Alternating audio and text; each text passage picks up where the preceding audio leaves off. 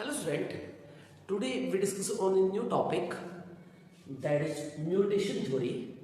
जो evolution theory आती है उसमें थर्ड थ्योरी हम करेंगे that is mutation theory.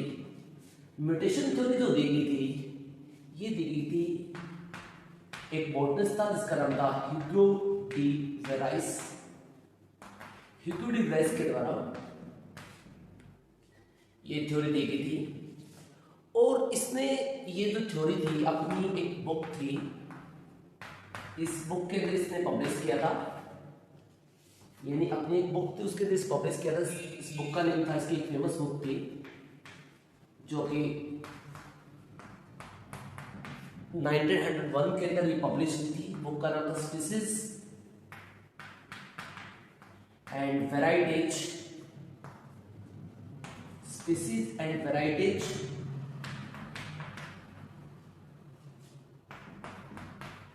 their origin by mutation.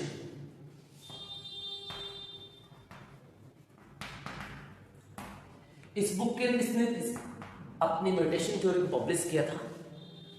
तो इसने एक एक्सपेरिमेंट किया था, एक प्लांट था जिसका नाम था ओइंथोथेरा. इस प्लांट के ऊपर एक्सपेरिमेंट किया था, एक्सपेरिमेंट ऑन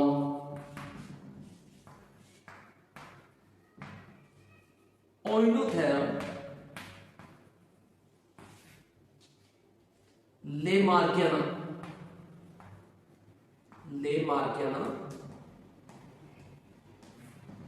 ये प्लांट का नेम था, इसका नाम था ओइनोथेरा लैमार्कियाना प्लांट. इसके ऊपर इसने एक्सपेरिमेंट किया था जिसे हम इवनिंग प्राइमरोज भी बोलते हैं. क्या बोलते हैं? इवनिंग प्राइमरोज प्लांट किसे कहा जाता है? इवनिंग प्राइमरोज प्लांट इसको बोलते हैं. इसके ऊपर इसने अपने एक्सपेरिमेंट किया था और अपने एक्सपेरिमेंट के थ्रू इसने क्या शो करने की कोशिश की, लेट्स सी, देखिएगा.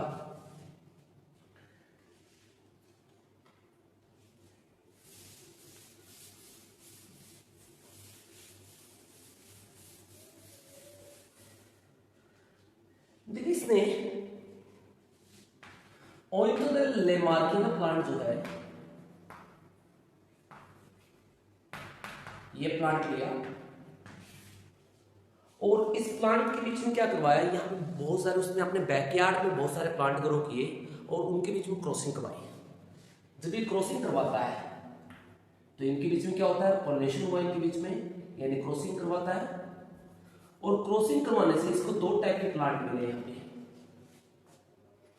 इसके बीच में क्या होती है? क्रॉसिंग करवाई और क्रॉसिंग करवाने से इसको दो तरह के प्लांट मिले. एक प्लांट ऐसे थे, यहां पे ह्यूज सैंपल था सीड का, बहुत ज्यादा क्या था, huge number of plant, huge number of plant with less variation.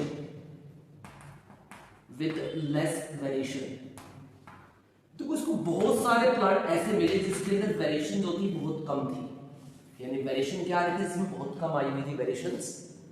ऐसे अब इसको बहुत सारे प्लांट मिले, यानी ये जो प्लांट इसको मिले बहुत सारे प्लांट, वो लगभग इसी पेरेंट प्लांट के जैसे सिमिलर प्लांट थे वो, यानी उसके जैसे शेप थी, हाइट थी लगभग सिमिलर थी, और शेप भी लगभग सिमिलर था.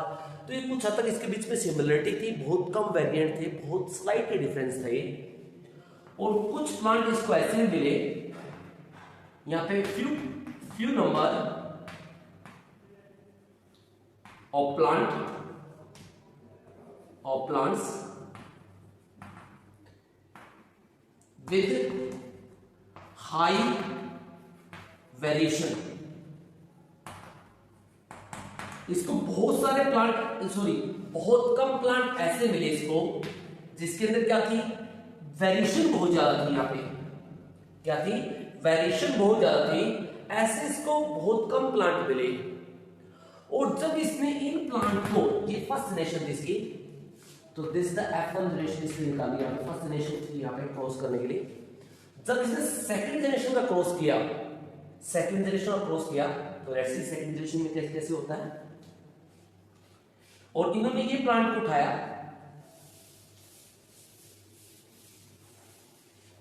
तो यहां पे क्या है, कैसे हैं, few plants with high variation, with high variant. तो इन प्लांट के बीच में जो क्रॉस किया गया है यहां पे, तो क्रॉस करने से क्या मिले इसको, फिर यहां पे दो तरह के प्लांट मिले, यहां पे इसको क्या मिला, huge number of plant with less variation.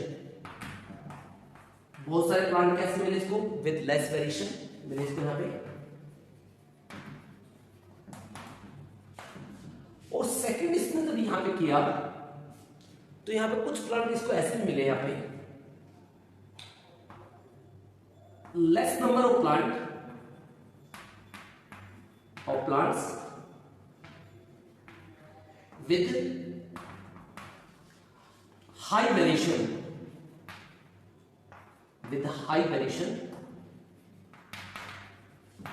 तो इसने क्या देखा कि इसको बहुत कम प्लांट ऐसे मिले जो क्या थे, बहुत ज्यादा वेरिएंट थे बट उनके नंबर कम थे।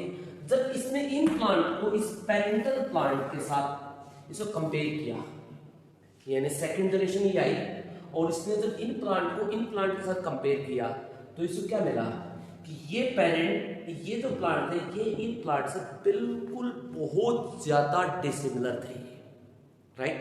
क्या थे, ये बहुत ज्यादा डिसिमिलर थे इन प्लांट से। तो इसने यहां पे प्रूव करने की कोशिश की कि ये जो है, ये धीरे धीरे अगर कुछ जनरेशन को क्रॉस करेगा, तो ये इसके साथ रिप्रोडक्शन करना भी पॉसिबल नहीं हो पाएगा ये, राइट।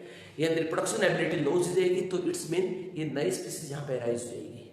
तो इसे ये यहाँ पे कहना चाह रहा था कि म्यूटेशन जो होती है वही क्या करवाती है, आगे जाके इवोल्यूशन करवाती है, नई स्पीसीज को राइज करती है, राइट। तो इसके थ्रू इसने एक्सपेरिमेंट थ्रू प्रूव करने की कोशिश की थी। अब देखते हैं इसके पोस्टुलेट क्या होते हैं, इसके पोस्टुलेट कौन कौन से थे। अब देखते हैं इसके पोस्टुलेट के क्या होते हैं।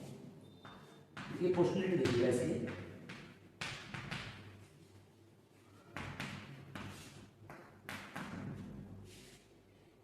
सबसे पहला जो फर्स्ट पोस्टुलेट इसमें आता है वो यहां पे आएगा कि फर्स्ट ये कहता है कि evolution is discontinuous process. Evolution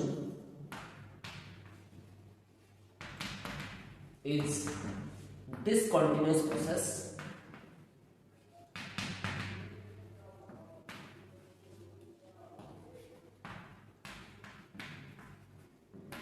ये कहता है कि इवोल्यूशन जो होती है वो कंटिन्यूअस प्रोसेस नहीं होती है।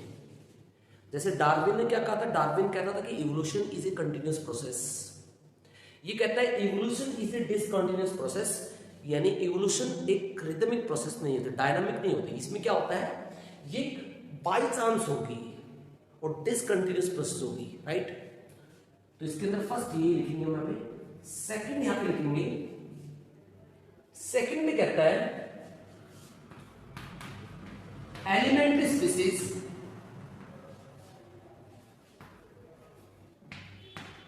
जो एलिमेंट्री स्पीसीज होती है, स्पीसीज के जो नंबर्स होते हैं, आर प्रोड्यूस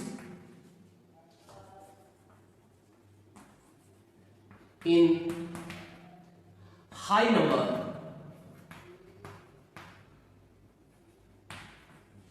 देखो एलिमेंट्री जो स्पीसीज होती हैं, यानी स्पीसीज का जो प्रोड्यूस होती हैं वो बहुत ज्यादा हाई नंबर में होंगी। अब स्पीसीज होती है वो हाई नंबर में क्यों प्रोड्यूस होंगी, इससे क्या बेनिफिट होगा, देखिए हाई नंबर में प्रोड्यूस होंगे तो इसका बेनिफिट यहां पे ये होगा कि यहां पे जो चांसेस होते हैं, जो चांसेस होंगे नेचर के द्वारा सिलेक्शन के, स्पीसीज बहुत सारी बनेंगी और नेचर के द्वारा जितनी ज्यादा बनेंगी वहां पे नेचर के द्वारा सिलेक्शन करने का चांस होते हैं उतनी ही ज्यादा इंक्रीज हो जाती है, right. So, increase chance of natural selection, तो यहाँ पे क्या होता है, जिसकी वजह से नेचुरल सिलेक्शन का चांस होता है बढ़ जाता है। जितनी ज्यादा स्पीसीज यहाँ पे बनेंगी जिससे क्या होगा, जो सिलेक्शन करने के दौरान नेचर जो सिलेक्ट करेगी उसके चांसेस यहाँ पे इंक्रीज हो जाएंगे, राइट। तो इसी स्पीसीज के नंबर क्या होते हैं, काफी ज्यादा प्रोड्यूस यहाँ पे होंगे, राइट। और थर्ड हम यहाँ पे लिखते हैं, थर्ड ये कहता है कि जो म्यूटेशंस होती है, म्यूटेशंस ही इवोल्यूशन की होती है। म्यूटेशन इज की of evolution.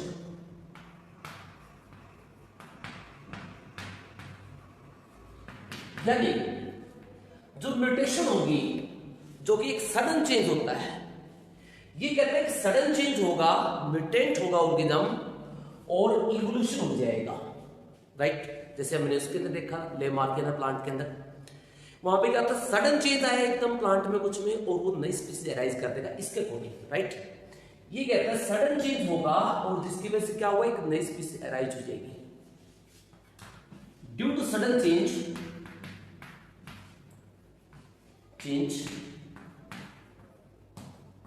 New species arise, right. अब नंबर नेक्स्ट पोस्टुलेट देखते हैं हम यहाँ पे, D. Mutation occurs in all direction. What do you mean by all direction? Mean mutation होती है दोनों साइड होंगी, मीन कुछ अच्छे के लिए भी होंगी, कुछ बुरे के लिए भी होंगी। यानी कुछ अच्छी म्यूटेशंस होंगी, कुछ बैड इवोल्यूशंस होंगी, कुछ बैड म्यूटेशंस होंगी। यानी कुछ म्यूटेशन आपको लिथल मिलेंगी और कुछ जो होती है ऑर्गेनिज्म में नए कैरेक्टरिस्टिक्स होती है वो लेके आएंगी, राइट। सम म्यूटेशंस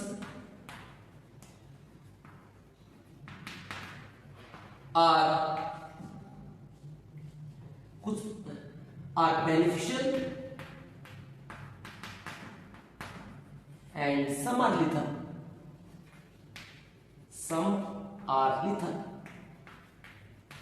और जो करैक्टर का गेन और लॉस होता है, यानी करैक्टर का कोई करैक्टर गेन हो रहा है, कोई करैक्टर लॉस हो रहा है, वो डिपेंड करता है म्यूटेशन के ऊपर, राइट।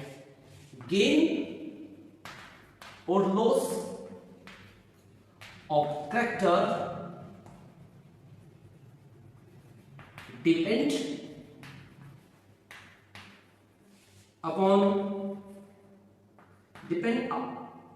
on mutation. किसके ऊपर डिपेंड करेगा, ये म्यूटेशन के ऊपर डिपेंड करेगा, राइट। तो जो करैक्टरिस्टिक का गेन और लॉस होती है वो डिपेंड किसके ऊपर करता है, म्यूटेशन के ऊपर डिपेंड करता है। तो ये देखिए कुछ पोस्टुलेट। अब इसका एग्जांपल देखते हैं कि इसने एग्जांपल के थ्रू क्या प्रूव करने की कोशिश की थी।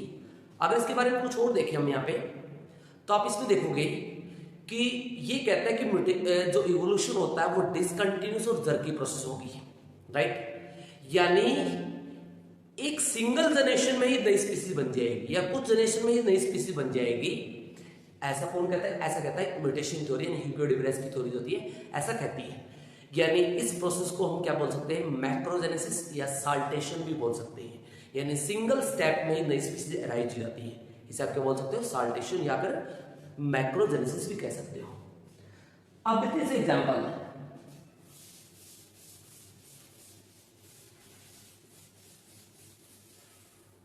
अब इस एग्जांपल में देखोगे